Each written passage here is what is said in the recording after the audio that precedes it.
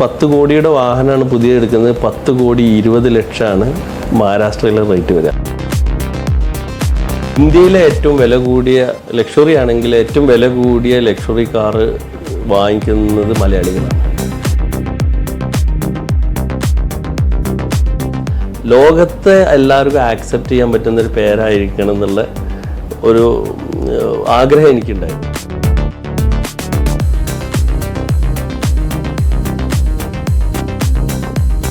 ഹെലികോപ്റ്ററിൽ 99% ആണെങ്കിൽ ഇപ്പോൾ ബെൻഡേഗ പോലെയൊക്കെ 80% ഉണ്ടാവും.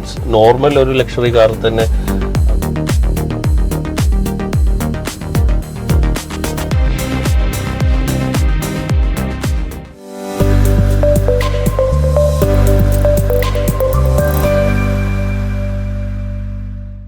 വാഹനങ്ങളോട് കമ്പം കൂടുന്നില്ലേ ഉള്ളൂ ആളുകൾക്ക്? തീർച്ചയായിട്ടും.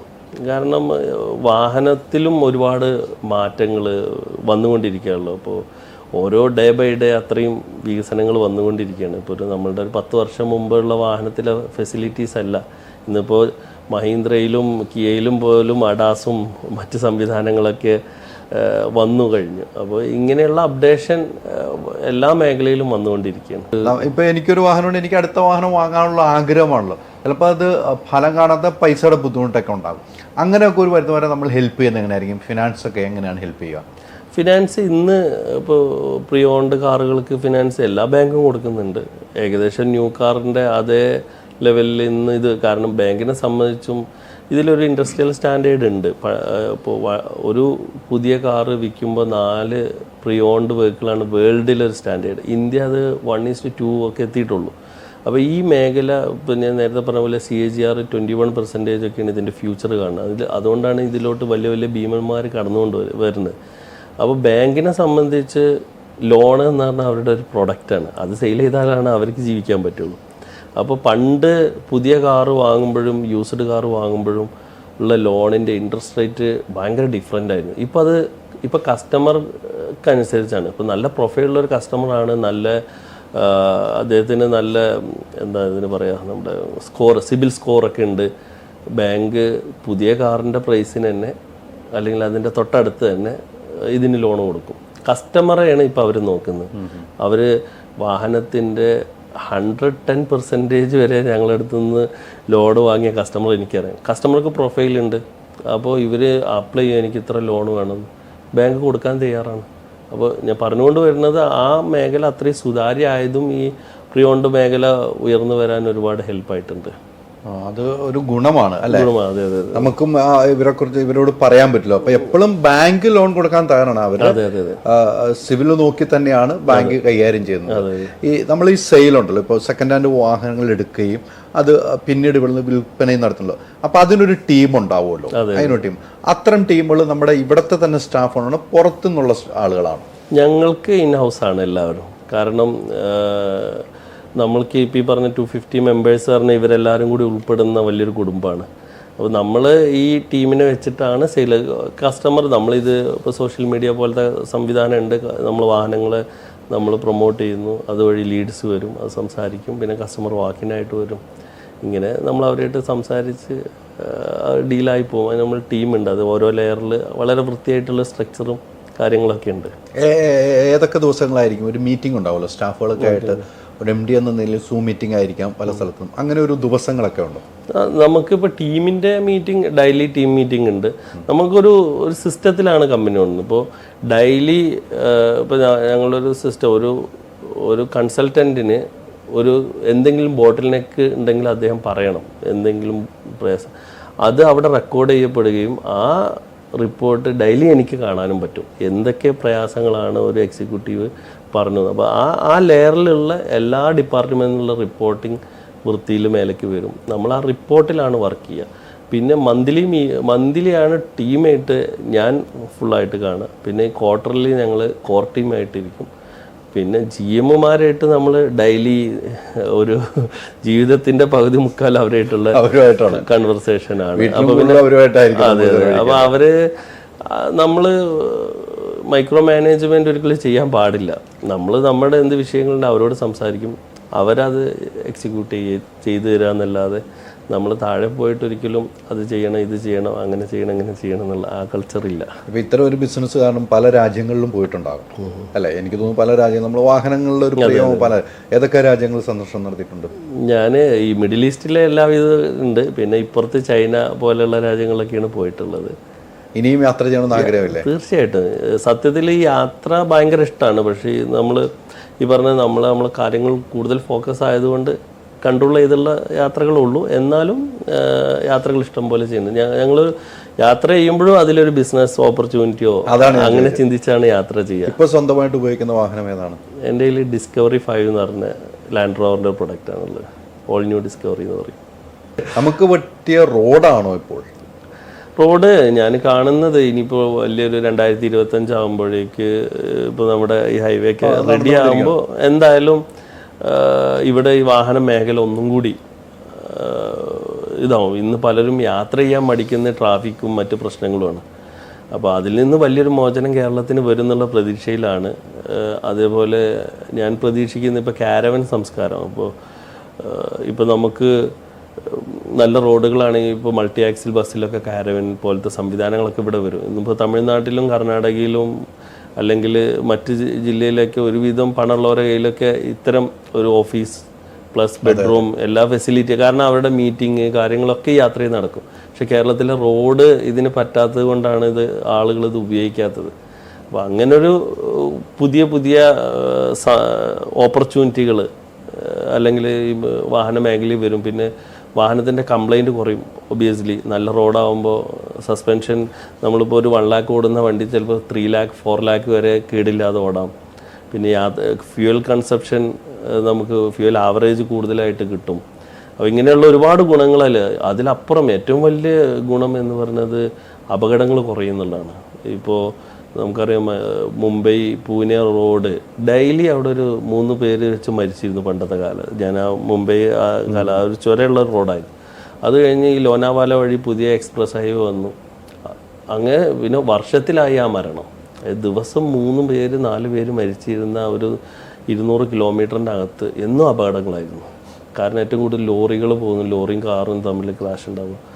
ഈ എക്സ്പ്രസ് ഹൈവേ വന്നതോടുകൂടി ആ അപകടത്തിൻ്റെ നിരക്ക് കുറഞ്ഞു. അപ്പോൾ നമുക്ക് ഇൻഫ്രാസ്ട്രക്ചർ വലുതാവേണ്ടത് നമ്മുടെ രാജ്യത്ത് ഒരു ഭാഗത്ത് മാത്രമല്ല. അപ്പോൾ ഞാൻ എപ്പോഴും ചിന്തിക്കും, ഞങ്ങൾക്കിപ്പോൾ ഈ റോഡ് ഒരു 10 കൊല്ലം മുമ്പ് വന്നിരുന്നെങ്കിൽ കേരളത്തിൽ ഒരു ഷോറൂമേ മതിയായിരുന്നു. ഈ സ്റ്റോക്കെല്ലാം ഒരു സ്ഥലത്ത് വെച്ചാൽ മതി. കാരണം തിരുവനന്തപുരത്ത് നിന്ന് ഒരാൾ 1.5 മണിക്കൂറോ 2 മണിക്കൂറോ കൊണ്ട് കൊച്ചിയിലെത്തും. കാസർഗോഡ് നിന്നും വേണമെങ്കിൽ 2 മണിക്കൂർ കൊണ്ട് എത്തും. നമ്മൾ പോയിട്ട് തിരുവനന്തപുരം, മലപ്പുറം, കോഴിക്കോട്, കൊച്ചി എന്ന് പറഞ്ഞ് അല്ല. അപ്പോൾ ഇങ്ങനെയുള്ള ഓപ്പർച്യൂണിറ്റി ഒക്കെ കൂടുകയാണ്.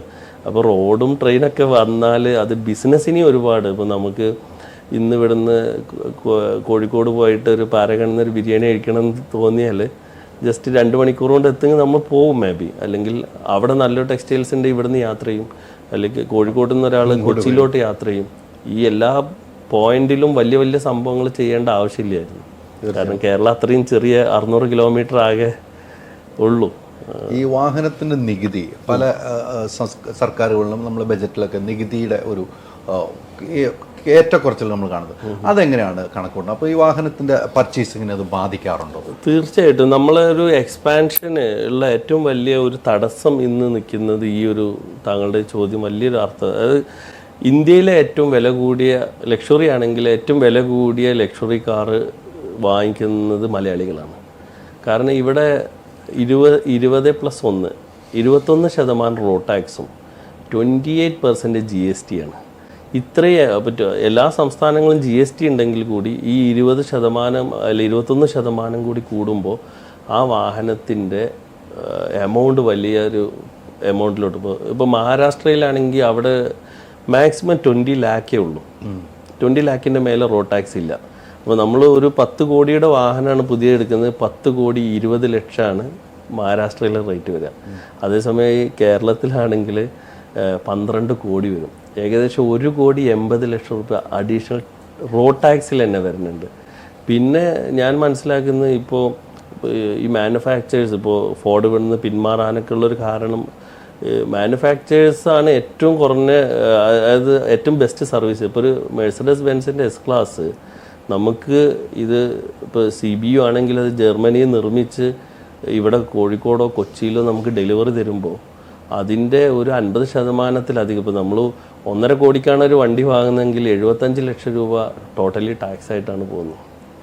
അപ്പോൾ ഇത് എന്നാലും എന്നെ അത്ഭുതപ്പെടുത്തുന്നത് നമ്മളെ നാട്ടിൽ ഇത്രയും വാഹനങ്ങൾ ആളുകൾ ഉപയോഗിക്കുന്നുണ്ട്. ഇത്ര അതായത് ഒരു ദുബൈയിലായിക്കോട്ടെ അല്ലെങ്കിൽ US-ലായിക്കോട്ടെ അവിടെ കൊടുക്കുന്നതിൻ്റെ 3 ഇരട്ടി പൈസ കൊടുത്തിട്ട് ഇത്രയും വാഹനങ്ങൾ നമ്മളെ നാട്ടിലുണ്ടെങ്കിൽ അതും നമ്മളെ നാടിൻ്റെ ഒരു പ്ലസ് ആയിട്ടാണ് ഞാൻ എപ്പോഴും ചിന്തിക്കാറുണ്ട്. പക്ഷെ ഇതിനൊരു മാറ്റം വരേണ്ടതാണ്. മാറ്റം വരുമായിരിക്കും. ഇപ്പോൾ ഏകീകൃത ടാക്സ് ഇപ്പോൾ GST വന്ന പോലെ വരും എന്നുള്ളത് കേൾക്കുന്നുണ്ട്. അത് വന്നാൽ ഒന്നുകൂടി മാർക്കറ്റ്, അതായത് ഇപ്പം ഞങ്ങളെ സംബന്ധിച്ച് കേരളത്തിലെ സ്റ്റോക്ക് നമുക്ക് തമിഴ്നാട്ടിൽ വിൽക്കാൻ പറ്റില്ല. തമിഴ്നാട്ടിൽ 16% ടാക്സ്, ഇവിടെ 21%. അപ്പോൾ 5% പുതിയ കാറിൽ തന്നെ ഡിഫറെൻ്റ് ആണ്. അപ്പോൾ ആ കസ്റ്റമേഴ്സിന് അത് ബുദ്ധിമുട്ടാവും. പിന്നെ അവിടെ കേരള രജിസ്ട്രേഷൻ വാഹനം ഉപയോഗിക്കുമ്പോൾ നികുതി, പിന്നെ അവിടുത്തെ MVDയുടെ പ്രോബ്ലം. ഇപ്പോൾ പുറത്തുള്ള ടാക്സ് ഇല്ലാത്ത സംസ്ഥാനങ്ങളിലെ വാഹനം ഇവിടെ കൊണ്ടുവരുമ്പോൾ ഇവിടുത്തെ MVD തീർച്ചയായിട്ടും ഇത് ഗവൺമെൻറ് എല്ലാം അവർ ടാക്സിലാണല്ലോ നിലനിൽക്കുന്നത്. അപ്പോൾ ഇങ്ങനെയുള്ള ഇതിനെ ഏകീകൃതമായി വന്നാൽ ഒരു ഇപ്പോൾ പാൻ ഇന്ത്യ ഇപ്പോൾ 6% ആണ് ഗുജറാത്തിലെ ടാക്സ് എന്ന് എൻ്റെ വിശ്വാസം. അപ്പോൾ 6% തൊട്ട് 21% വരെ റോഡ് ടാക്സിന് വ്യത്യാസമുണ്ട്. അപ്പോൾ ഇത് ഭയങ്കരമായിട്ട് ഉള്ളൊരു പ്രൈസിങ്ങിലുള്ളൊരു വ്യത്യാസമുണ്ട്. പക്ഷേ ഇതിനിപ്പോൾ ഞാൻ കേട്ടത് ഒരു 10%, 12% എന്നുള്ള ഒരു ഏകീകൃത സംവിധാനത്തിലോട്ട് വരുമെന്നാണ് കേൾക്കുന്നത്. അല്ല, അപ്പോൾ അങ്ങനെ വരുമ്പോൾ കുറേ ആളുകൾക്ക് കൂടെ നല്ല വാഹനങ്ങൾ എടുക്കാൻ പറ്റും. പിന്നെ അത് മാത്രമല്ല, ഇപ്പോൾ ഇതൊരു രാജ്യമാണല്ലോ, ഇന്ത്യ ഒരു രാജ്യമാണല്ലോ. ഇപ്പോൾ ഡൽഹിയിൽ ഇപ്പോൾ ഞാൻ നേരത്തെ ഇന്നോവയുടെ കാര്യം പറഞ്ഞ പോലെ കേരളത്തിൽ ഇന്നോവ ഇല്ലെങ്കിൽ ഡൽഹിയിൽ നിന്ന് കൊടുന്ന് ഉപയോഗിക്കാം. പക്ഷേ ഇന്ന് നമുക്കൊരു ലക്ഷറി കാർ അവിടുന്ന് വില കുറച്ച് കിട്ടിയാലും ഇവിടേക്ക് നെയിം ട്രാൻസ്ഫർ കഴിയുമ്പോൾ ഇവിടുത്തെ വാഹനത്തിൻ്റെ അടുത്തുള്ള വില എത്തും. അപ്പോൾ പിന്നെ അപ്പോൾ ഈ വിഷയങ്ങൾ ഈ ടാക്സ് കൂടി വരുമ്പോൾ ഇത്രയുള്ള ബുദ്ധിമുട്ടുകളുണ്ട്. പക്ഷേ ടാക്സ് എന്തായാലും സർക്കാരിന് അതിജീവിച്ച് പോകണം. സർക്കാരിൻ്റെ നിലനിൽപ്പ് അത് വരുമ്പോഴും നിങ്ങളെപ്പോലത്തെ ബിസിനസ്സുകാർക്ക് ബിസിനസ്സിനെ ബാധിക്കുന്നുണ്ട്. പക്ഷേ നിങ്ങളെപ്പോലുള്ള ബിസിനസ്സുകാർക്ക് തുറന്നു പറയാനും കഴിയാത്ത അവസ്ഥകളും ഉണ്ട്. അതാണ് എൻ്റെ സത്യാവസ്ഥ. ഇതാണ് ഇപ്പോൾ നമ്മളെ കയ്യിൽ ഇപ്പോൾ 100 കാർ ഉണ്ടെങ്കിൽ, കേരള രജിസ്ട്രേഷനാണ് 100 കാറെങ്കിൽ ഞങ്ങൾക്ക് കേരളത്തിൽ മാത്രമാണ് ഇതിൻ്റെ ഓപ്പർച്യൂണിറ്റി ഉള്ളൂ. അതേസമയം ഇതൊരു ഏകീകൃത ടാക്സ് സംവിധാനമാണെങ്കിൽ ഈ 100 കാറിനെ എനിക്ക് പാൻ ഇന്ത്യ എനിക്ക് വിൽക്കാൻ പറ്റും. അതാണ് അതിൻ്റെ ഏറ്റവും വലിയ വ്യത്യാസം. പിന്നെ മറ്റൊരു പ്രധാനപ്പെട്ട കാരണം, നമ്മളിപ്പോൾ ഷോറൂമിൽ നിന്ന് വാഹനം എടുത്തു കഴിഞ്ഞിട്ട് നമ്മൾ ഷോറൂമിൽ തന്നെയാണല്ലോ അതിൻ്റെ കാലാവധി തീർന്ന നമ്മൾ റിപ്പയറിങ്ങും കാര്യങ്ങളും. പൊതുവെ ആളുകൾ പറയുന്നുണ്ട് നമ്മൾ ഷോറൂമിൽ പോകുമ്പം പൈസ ഇരട്ടിയാകുന്നു, പൊതുവെ പറയുന്നതാണ്. ഞാനും പറഞ്ഞിട്ടുള്ള കാര്യം തന്നെ. പക്ഷേ അതേ പണിയുമായിട്ട് നമ്മൾ ഒരു ഓയിൽ ചേഞ്ച് ആണെങ്കിലും ഫിൽറ്റർ മാറ്റാണെങ്കിൽ നമ്മൾ ഒരു വർക്ക്ഷോപ്പിൽ കൊണ്ടാൽ നമുക്ക് പകുതി പൈസ ആകും. അതിൻ്റെ ഒരു വ്യത്യാസം ഒന്ന് കസ്റ്റമറിന് അറിയുന്ന ഒരു നല്ലതായിരിക്കും എനിക്ക് തോന്നുന്നു. അത് 2 രീതിയിലാണ്. ഒന്ന്, ഇപ്പോൾ പാർട്സിൻ്റെ ക്വാളിറ്റി കുറച്ച് നമുക്ക് വില കുറഞ്ഞ് കിട്ടും. പക്ഷെ അതിലപ്പുറം ചില പാർട്സുകളൊക്കെ റിപ്പയറബിൾ പാർട്സുകൾ ഉണ്ടാവും. അപ്പോൾ മാനുഫാക്ചറിങ് സൈഡിൽ നിന്ന് റിപ്പയർ എന്നുള്ള ഓപ്ഷൻ ഇല്ല. അതിലാണ് ഏറ്റവും വലിയ കോസ്റ്റ് വരുന്നത്. നമുക്കൊരു ആ പ്രൊഡക്റ്റിൻ്റെ 10-1 പൈസക്ക് ചില സാധനങ്ങൾ നമുക്ക് റിപ്പയർ ചെയ്തെടുക്കാൻ പറ്റുന്നുണ്ടാവാം. അതിന് വേണ്ടിയിട്ട് അവർ ആ ഏരിയ അല്ലെങ്കിൽ ആ മൊഡ്യൂൾ മൊത്തമായിട്ട് മാറ്റിക്കളയുന്നൊരു സംവിധാനം ആണ് ന്യൂ കാറിൻ്റെ വർക്ക്ഷോപ്പുകളിലുള്ളത്. അതാണ് മെയിനായിട്ട് അവിടെ പ്രൈസ് കൂടാൻ കാരണം. അപ്പോൾ ഇത് രണ്ടാമത് അവരൊക്കെ ഒരു മിനിമം ഒരു സ്റ്റാൻഡേർഡിലാണ് അവരെന്ത് ചെയ്യുള്ളൂ, സെയിൽ ചെയ്യുള്ളൂ. അപ്പോൾ അതും അവിടെ അവരൊരു ന്യൂ കാർ ഡീലർഷിപ്പിൻ്റെയൊക്കെ മാർജിൻ എടുക്കുന്ന വർക്ക്ഷോപ്പുകളിലാണ്. അപ്പോൾ അവർ തീർച്ചയായിട്ടും അത് കീപ്പ് ചെയ്ത് വരുമ്പോൾ ഓട്ടോമാറ്റിക്കലി അതിനൊരു പ്രൈസ് വരും. ഈ പറഞ്ഞ ഇതേ പ്രൊഡക്റ്റ് അതേ മെറ്റീരിയൽ നമുക്ക് 1/3 പൈസക്ക് പുറത്ത് ചെയ്യാനും കഴിയും. ഞങ്ങൾ ആ ഒരു ഓപ്പർച്യൂണിറ്റിയാണ് ഞങ്ങളിപ്പോൾ റോയൽ ഡ്രൈവ് കെയർ എന്ന് പറഞ്ഞിട്ട് നമ്മൾ ഇപ്പോൾ സ്റ്റാർട്ട് ചെയ്തിട്ടുള്ളത്. അത് ഒരു ഞാൻ ചോദിച്ച ചോദ്യത്തിനൊരു മറുപടിയാണ്. അപ്പോൾ ഒത്തിരി വ്യത്യാസം വരുന്നുണ്ട്. കസ്റ്റമറിനും എളുപ്പമാണ്, കസ്റ്റമേഴ്സിന് എളുപ്പമാണ് കാര്യങ്ങൾ. കാരണം എന്താ വെച്ചാൽ ഈ പറഞ്ഞ പല ആളുകളും പണമില്ലായിട്ടല്ല ലക്ഷറി കാർ വാങ്ങിക്കാത്തത്, ഇതിന്റെ മെയിൻ്റെനൻസ്. അതെ. പിന്നെ ഇപ്പോൾ അടുത്തൊരു ഓപ്ഷൻ നമുക്ക് ഒരു സ്റ്റെപ്പും കൂടി, ഒരു 7 വർഷത്തിനകത്തുള്ള വാഹനമൊക്കെ ആണെങ്കിൽ ഇപ്പോൾ നമ്മളെ അടുത്ത് തന്നെ ഞങ്ങൾ 2-3 കമ്പനികളിൽ ടൈപ്പ് ആയിട്ടുണ്ട്. നമ്മുടെ മെഡിക്കൽ ഇൻഷുറൻസ് പോലെ ഒരു 1 lakh വണ്ടിയുടെ ഇതനുസരിച്ച് 50,000 മുതൽ 2 ലക്ഷം വരെയുള്ള ഒരു എമൗണ്ട് നമ്മൾ വർഷത്തിൽ ഒരു ഇൻഷുറൻസ് എടുത്താൽ അതിൻ്റെ എന്ത് വർക്കും ആ കമ്പനി ചെയ്യുന്ന രീതിയിലുള്ള സംവിധാനങ്ങൾ ഇന്നുണ്ട്. അങ്ങനെയും നമുക്ക് അതിനെ ഓവർകം ചെയ്ത് പോകാൻ പറ്റും. ഇങ്ങനെ ഇതിനെ ശരിക്കും പഠിച്ച് മനസ്സിലാക്കി എടുത്താൽ ഇതൊരു ബാധ്യത ഇല്ലാതെ നല്ല രീതിയിൽ കൊണ്ടുവെക്കാം. അല്ലാതെ നമ്മളൊരു വൈകാരികമായിട്ട് പോയി ചാടുമ്പോഴാണ് ലക്ഷറി കാറ് പ്രശ്നമാണ്, കോസ്റ്റ് കൂടുതലാണ് എന്നൊക്കെ പറയുന്നത്. ഞാനൊക്കെ ഭയപ്പെടുന്നത് ഈ മെയിൻ്റനൻസ് ഭയപ്പെടുന്നു. മെയിൻ്റനൻസ് സത്യം പറഞ്ഞാൽ അങ്ങനെ വലിയ ലക്ഷറി ഉപയോഗിക്കുന്ന കസ്റ്റമേഴ്സിനോട് ചോദിച്ചാൽ അങ്ങനെ ഒരു വലിയ മെയിൻ്റനൻസ് ഇല്ല. വളരെ ഇപ്പോൾ ഒരു ചെറിയ പെർസെൻറ്റേജൊക്കെ വാഹനങ്ങൾക്ക് പ്രശ്നങ്ങൾ വരും. ഇത് ഇത്രയും മെക്കാനിക്കൽ, ഇലക്ട്രിക്കൽ ഇതെല്ലാം സംയുക്തമായിട്ട് വർക്ക് ചെയ്യുന്ന സംഭവമല്ലേ. അതൊരു 5% ആളുകൾക്ക് ബാഡ് എക്സ്പീരിയൻസ് ഉണ്ടായിട്ടുണ്ടാവാം. പക്ഷേ 95% ആളുകൾക്കും ഒരു പ്രയാസമില്ലാതെ ഈ വണ്ടികളൊക്കെ നല്ല രീതിയിൽ ഓടും. കാരണം അതിൻ്റെ ബിൽറ്റ് ക്വാളിറ്റി അത് അത്രയും ഇപ്പോൾ ലക്ഷറി ആയതുകൊണ്ട് അത്രയും നല്ല രീതിയിൽ തന്നെയാണ് അവരത് ചെയ്തു വരുന്നത്. അതിൽ അങ്ങനെ ഒരു കോംപ്രമൈസ് എവിടെ ഉണ്ടാവില്ല. പിന്നെ ഈ പറഞ്ഞ പോലെ നമ്മൾ ഉപയോഗിക്കുന്ന ആളുകളുടെ അവരുടെ റോഡ്, അവരുടെ ഡ്രൈവിംഗ് സ്റ്റൈൽ, ഇതൊക്കെ ഇത് വാഹനത്തെ ബാധിക്കുന്ന കാര്യങ്ങളാണ്. ഇവിടെ ഇപ്പോൾ ഏറ്റവും വില കൂടിയ വണ്ടി കിടക്കുന്നത് ഏതാണ്? ഇപ്പോൾ നമ്മുടെ സ്റ്റോക്കിൽ ബെന്റ്ലിയുടെ ബെൻറ്റേഗ. ഇത് വേൾഡിൽ തന്നെ ഏറ്റവും ഡിമാൻഡുള്ള SUVകളിൽ ഒന്നാണ്. ഏറ്റവും ഫസ്റ്റ് ഡിമാൻഡ് റോൾസ് റോയ്സ് കള്ളിനനാണ്. അതിൻ്റെ കൂടെ അതിൻ്റെ കോമ്പറ്റീറ്ററായി നിൽക്കുന്നതാണ് ബെന്റ്ലിയിലെ ബെൻറ്റേഗ. കേരളത്തിലാകെ 2 കാറേ ഉള്ളൂ. ഒന്ന് ഇതും ഒന്ന് യൂസുഫലി സാറിൻ്റെ അടുത്തേ ഉള്ളൂ. അതെ അതെ അതെ. ഇത് നമുക്ക് ഇഷ്ടപ്പെട്ട് വാങ്ങിയിട്ടിരിക്കുകയാണ്. ഈ ആളുകൾ ഒന്ന് വാങ്ങണം. അതെ അതെ അതെ അതെ അതെ. നമ്മുടെ ഒരു ഇഷ്ടം കൂടെ ഉണ്ടല്ലേ. നമ്മുടെ ഇഷ്ടം എന്ന് പറഞ്ഞാൽ ഈ പറഞ്ഞ പോലെ ഇതിനൊക്കെ ഇവിടെ കസ്റ്റമർ ഉണ്ട്. ഇപ്പം ഇതിൻ്റെ അന്ന് ഏകദേശം ഒരു 5 കോടിയുടെ മുകളിലായിരുന്നു. പക്ഷെ ഇപ്പം ഈ വാഹനത്തിന് 7 കോടിയുടെ മുകളിലായി. അപ്പോൾ ഒരു പുതിയ ബെൻറ്റൊക്കെ വാങ്ങണമെങ്കിൽ 7 കോടി വരും. അതിൻ്റെ പകുതി പൈസക്ക് നമുക്ക് എന്ത് ചെയ്യാൻ പറ്റും? ഒരു പ്രീ ഓൺഡ്, അതും കേരള രജിസ്ട്രേഷനാണ്. ആകെ 20,000 കിലോമീറ്റർ ഓടിയിട്ടുള്ളൂ. അപ്പോൾ നമ്മൾ വാങ്ങിയത് നമ്മുടെ ഭീമയുടെ കേരളത്തിലാകെ 2 എണ്ണേ ഉള്ളൂ. ഒന്ന് യൂസുഫലി സാറിൻ്റെ അടുത്ത് ഇപ്പോൾ ഭീമയുടെ കയ്യിൽ നിന്ന് നമ്മൾ പർച്ചേസ് വണ്ടി എടുക്കുന്നു. അവരിങ്ങനെ കേരളത്തിലെ ഏറ്റവും വില കൂടിയ വാഹനം എന്ന് പറയുന്നത് ഏതായിരിക്കും? ഏറ്റവും വില കൂടിയ വാഹനം താങ്കളുടെ ഒരു കണക്ക്? എൻ്റെ കണക്കിൽ റോൾസ് റോയ്സ് തന്നെ ആയിരിക്കും ഇപ്പോൾ നമ്മളെ കേരളത്തിലുള്ളിലെ ഫാൻറ്റം കള്ളിനൻ. അത് എനിക്കുകൊണ്ട് കല്യാണിൻ്റെ കയ്യിലുണ്ട്, ഈ പറഞ്ഞ ഭീമയുടെ കയ്യിലുണ്ട്, അലുക്കാസിൻ്റെ കയ്യിലുണ്ട്. ആ ലെയറിൽ എല്ലാവരുടെ കയ്യിലൊക്കെ ഏകദേശം ഈ പ്രൊഡക്റ്റുകളുണ്ട്. അതാണ് ഏറ്റവും വില കൂടിയ. അതെ അതെ. ഈ ഓരോ ആളുകളും ഇപ്പോൾ വാഹനങ്ങൾ ചേഞ്ച് ചെയ്യുവാണല്ലോ. ഇപ്പൊ ഭീമയുടെ അടുത്തുനിന്ന് വാങ്ങിയെന്ന് വെച്ചാൽ ഭീമയുടെ അടുത്തുനിന്ന് വാങ്ങി, അത് 25,000 കിലോമീറ്റർ ഓടിയുള്ളൂ. അതെ. അപ്പൊ ഒട്ടും ഓടിയിട്ടില്ല. അപ്പൊ അവരൊരു ആഗ്രഹത്തിൽ മാത്രം എടുക്കുന്നതായിരിക്കും. അതൊക്കെ ആഗ്രഹം എന്ന് പറഞ്ഞാൽ ഇത് നമ്മുടെ സ്റ്റാൻഡേർഡ് ഓഫ് ലിവിങ് കൂടുന്നതനുസരിച്ച് നമുക്ക് ആ ക്വാളിറ്റിയിൽ ഇപ്പോൾ ഈ വാഹനം നമ്മൾ ഈ ലക്ഷറി കാറുകളിൽ കാണാത്തൊരു സംഭവം ഇതിൻ്റെ സേഫ്റ്റിയാണ്. അവർ ഏറ്റവും കൂടുതൽ ടൈം ചിലപ്പോൾ സ്പെൻഡ് ചെയ്യുന്ന യാത്രകളിലായിരിക്കാം. അപ്പോൾ അതിൽ സേഫ്റ്റി അവിടെ ജീവൻ അത്രയും വാല്യൂ ഉണ്ട്. അപ്പോൾ ഇതും കൂടിയാണ് സത്യത്തിൽ ഇതിൻ്റെ ഘടകം. പിന്നെ നല്ല രീതിയിൽ ടാക്സ് അടക്കുന്നവർക്ക് അതിൻ്റെ ഒരു ഡിപ്രീസിയേഷൻ ക്ലെയിം ചെയ്യാം. ഇപ്പോൾ നമ്മൾ വിത്ത് GST ബില്ലോട് കൂടിയാണ് കൊടുക്കുന്നത്. ഇപ്പോൾ താങ്കളിപ്പോൾ ബെൻറ്റൊക്കെ നമ്മളെടുത്ത് നിന്ന് എടുക്കുകയാണെങ്കിൽ താങ്കൾക്കും അത് ഞങ്ങൾ തരുന്ന ബില്ല് വെച്ചിട്ട് ആഗ്രഹമുണ്ട്. തീർച്ചയായിട്ടും ദൈവം എത്തിക്കട്ടെ. അല്ല, ഞാൻ നേരത്തെ പറഞ്ഞ പോലെ ആഗ്രഹങ്ങൾ ഇതെല്ലാം ഓരോരുത്തരുടെ സ്വപ്നങ്ങളാണ്. എല്ലാ സ്വപ്നങ്ങളാണ്. ആഗ്രഹങ്ങൾ ഓരോരുത്തരുടെ ഞങ്ങൾ എപ്പോഴും പ്രാർത്ഥിക്കുന്ന ദൈവം എല്ലാവരുടെ ആഗ്രഹങ്ങളെ സഫലീകരിക്കട്ടെ എന്ന് വാഹനത്തോടുള്ള ആഗ്രഹങ്ങൾ എല്ലാവർക്കും ഉണ്ട്. ഞാൻ ചെയ്യുന്നത് ഡ്രൈവ് ചെയ്യാം, ലോങ് ഡ്രൈവ്. എനിക്ക് എൻ്റെ ലൈഫിൽ ഒരു പേഴ്സണൽ വിഷമം വന്ന സമയത്ത് ഞാൻ ഡൽഹിയിൽ നിന്ന് ഒരു കാർ ഓടിച്ചു കൊണ്ടുപോകും. ഇവിടെ എത്തിയപ്പോഴേക്കും ഞാൻ വളരെ എന്താ പറയുക ചിന്ത വരില്ലേ? അല്ല, അതൊരു 350 ആയത് 6 സിലിണ്ടർ വെഹിക്കിളായിരുന്നു. നമ്മളത് ആ പവർ എടുത്ത് ഓടിച്ച് വരുന്ന അതിലൂടെ ഒരു റിലാക്സേഷൻ പലർക്കും പല രീതിയിലാവാം കിട്ടുന്നുണ്ട്. അപ്പം എനിക്ക് തോന്നുന്നത് ഇപ്പോൾ ഈ ഓർത്തോ ഡോക്ടേഴ്സ് എന്താണ് അതിൻ്റെ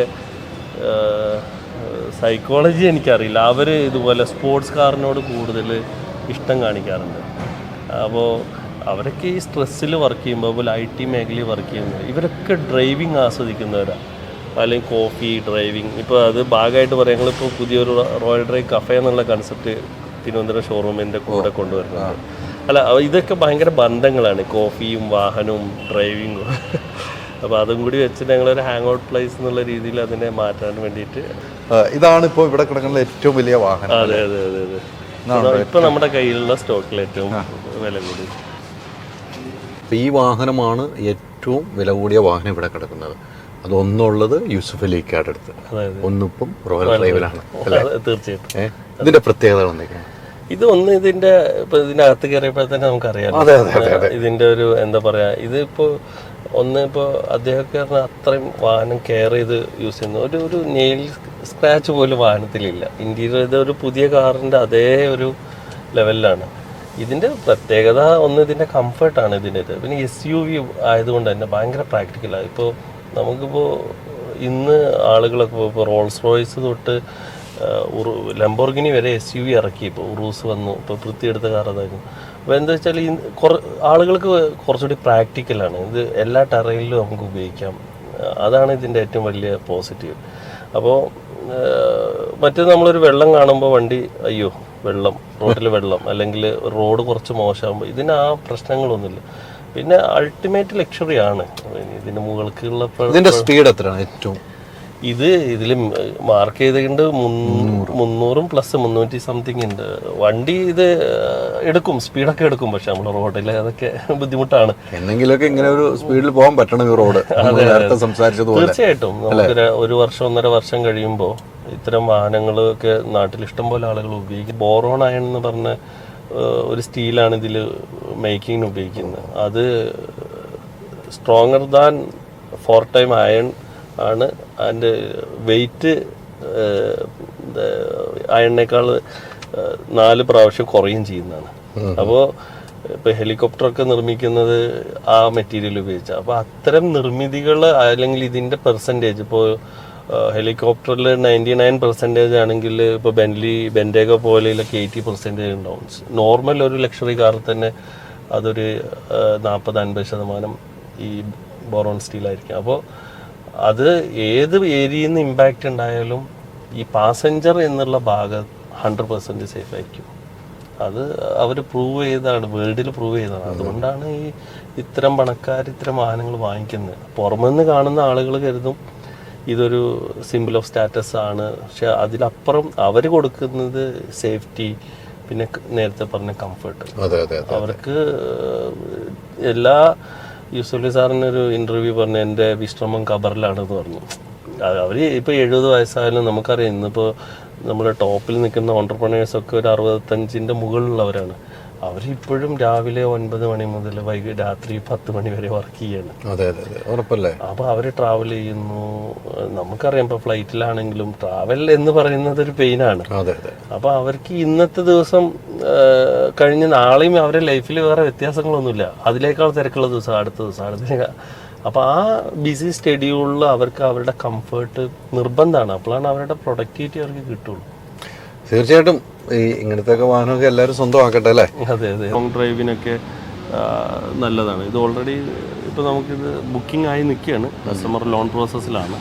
ഇത് എന്ത് വില വരുന്നതാണ്? ഇത് ഏകദേശം 1 കോടിയുടെ അടുത്താണ് ഇതിന്റെ പ്രിയോണ്ട്. 2022 മോഡൽ. ഇതൊരു കാരവാൻ സംവിധാനം പോലത്തെ സീറ്റിംഗ് ഒക്കെ ആണല്ലോ. അതെ. ചെയർ കാലൊക്കെ അതെ. കാരവൻ ഇപ്പൊ നമ്മളെ കയ്യിൽ 2 ഉണ്ട്. ഒന്ന് നമ്മുടെ പൃഥ്വിയുടെ കാരവൻ ഉണ്ട്, അത് നമ്മളെ കയ്യിലുണ്ട്. അത് ഇവിടെ പാർക്കിംഗ് ഇവിടെ സൗകര്യം, അത് കേരള നിർത്തിയില്ല. പിന്നെ ഒരു ടയോട്ടയുടെ ഹയാസ് എന്ന് പറഞ്ഞൊരു വാഹനമുണ്ട്, ഇതേപോലെ കാരവനായിട്ട് ചെയ്യുന്നത്. 2 വാഹനങ്ങളുണ്ട്.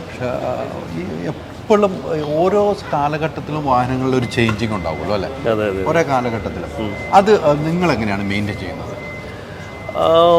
ഇപ്പോൾ ഇത് നല്ല ചോദ്യം. ഇത് ഇപ്പോൾ ഇലക്ട്രിക്കൽ കാറാണ്. അപ്പോൾ ഇത് എന്തുകൊണ്ട് ഞങ്ങൾ വിൽക്കുന്നു വെച്ചാൽ, ഇലക്ട്രിക്കൽ കാറുകൾ വരുമ്പോൾ നമ്മൾ പതിയെ അതിലോട്ട് കയറും. അപ്പം മാർക്കറ്റിൻ്റെ ട്രെൻഡിനനുസരിച്ചാണ് നമ്മളുടെ സ്റ്റോക്ക് വരിക. ഒരിക്കലും ഒരാൾക്കും ആവശ്യമില്ലാത്ത, മാർക്കറ്റിൽ ഡിമാൻഡില്ലാത്ത പ്രൊഡക്റ്റ് വാങ്ങി വെക്കേണ്ട ബുദ്ധിമുട്ട് ഞങ്ങൾക്കില്ല. കാരണം നമുക്ക് ഞങ്ങളുടെ കസ്റ്റമർക്ക് വേണ്ട വാഹനങ്ങൾ വാങ്ങിച്ചാൽ മതി. ഇപ്പോൾ അതേസമയം ഇപ്പോൾ ഒരു ബെൻസിൻ്റെ ഡീലറാണെങ്കിൽ ബെൻസ് കൊടുക്കുന്ന എല്ലാ വാഹനങ്ങൾക്ക് വാങ്ങേണ്ട ബുദ്ധിമുട്ടുണ്ടാവും. നമ്മളെ സംബന്ധിച്ച് അത്തരം പ്രോബ്ലംസ് ഇല്ല. ഇതിപ്പോൾ ബെൻസിൻ്റെ ഇലക്ട്രിക്കലാണ്. ഇത് EQS 580 പറഞ്ഞാൽ ഇന്ന് വേൾഡിലെ ടെസ്ലയോട് കിടപിടിക്കുന്ന ഏകദേശം 2 കോടിയുടെ അടുത്ത് പുതിയ വില വരുന്ന വാഹനമാണ്. 10,000 കിലോമീറ്റർ താഴെ ഓടിയിട്ടുള്ളൂ. ഒരു ചാർജിങ്ങിന് ഇതിൻ്റെ ഏറ്റവും വലിയ അഡ്വാൻറ്റേജ്, ഒരു ചാർജിങ്ങിന് കമ്പനി പറയുന്നത് 800 കിലോമീറ്ററാണ്. പക്ഷേ 600 കിലോമീറ്റർ കിട്ടും എന്തായാലും ഓടും. അതായത് ഒരു മനുഷ്യൻ ഒരു ദിവസം എന്തായാലും ഇന്ന് കേരളത്തിൽ 600 കിലോമീറ്ററിന് മേലെ യാത്ര ചെയ്യില്ല. അപ്പോൾ നമുക്ക് ഒറ്റ ചാർജിങ്ങിൽ തന്നെ 600 ലഭിക്കുന്ന ഒരു കാറാണത്. 2007 തൊട്ട് ഞാൻ ഈ മേഖലയിൽ ഉണ്ടായിട്ട് കുറേ വാഹനങ്ങൾ വാങ്ങി വിറ്റു. ആദ്യം വാങ്ങിയ വാഹനങ്ങൾ പലതിലും എനിക്ക് നഷ്ടം വന്നു. കാരണം ഒരു വണ്ടി എനിക്ക് എൻജിൻ പണി ഒന്ന് എടുത്ത പിറ്റേ ദിവസം എനിക്കറിയില്ലായിരുന്നു. നമുക്ക് അത്ര അറിവുണ്ട്. പിന്നെ നമ്മളതിന് പഠിക്കുകയാണ്. അങ്ങനെ നമ്മൾ ഒരു 16 ആയപ്പോൾ ഞാൻ എൻ്റെ ഒരു നെയ്ബറായ ഒരു വ്യക്തി സനാവുല്ല എന്ന് പറഞ്ഞാൽ അദ്ദേഹത്തോടാണ് ഞാൻ ഫസ്റ്റ് ഡിസ്കസ് ചെയ്യുന്നത്. ഞാനിങ്ങനെ ഒരു ഷോറൂം കൺസെപ്റ്റ് ഉണ്ട്. അപ്പോൾ അദ്ദേഹം എൻ്റെ കൂടെ കൂടി. ഉദാഹരണം, അത് കഴിഞ്ഞ് അടുത്തൊരു പാർട്ണർ വന്നു. ഇങ്ങനെ ഞങ്ങളൊരു ടീം, ഞങ്ങളെല്ലാവരും പ്രവാസികളാണ്.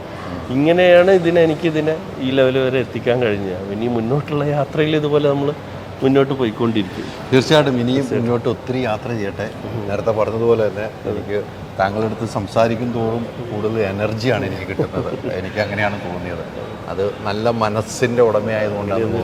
നമ്മൾ ഓപ്പണായിട്ട് സംസാരിക്കുന്നത് അത്രയേ ഉള്ളൂ. ഒത്തിരി സന്തോഷം. നേരത്തെ പറഞ്ഞ പോലെ ഇനിയും നമുക്ക് കാണാം. ഓക്കെ.